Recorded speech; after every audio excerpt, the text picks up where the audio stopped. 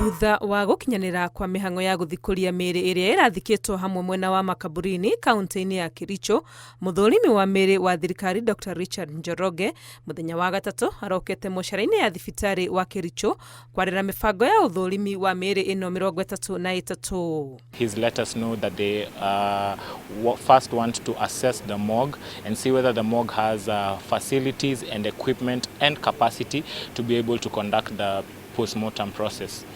They also want to assess what they will begin with, whether they'll do a DNA process first or a post-mortem process. Gutuika muigana wa miri iria yonekete ni makiria ma maita meri ma iria iratuikaga ithikitwo ni uhoro utigite muingi na ciuria nyingi gukira anja guku magikumithia atongoria aria mathurite ni uria makireire uhoro uyu. Vijana walireport wakasema miili 14.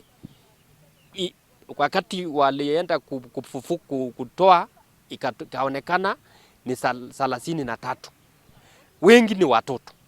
Kwa upande hiyo kwa watoto ni uchungu sana. Mtoto ako na haki ya kuishi hata kama bado hajazaliwa. Hii ni a very serious human rights violation. Aji wa Kericho na watetezi wa wanyonge, watetezi wa wananchi wa Kericho, nataka tujue ya kwamba ile miili imetoka wapi.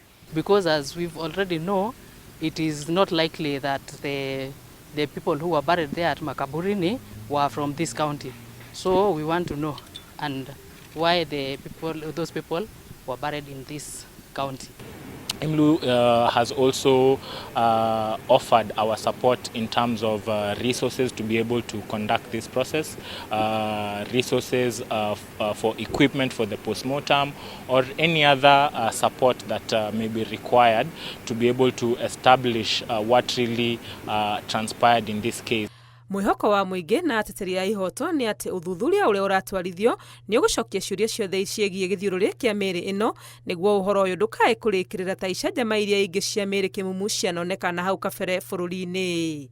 Ngiribotera Inooro TV, ritwa riakwa ni Wangui wa Mwangi.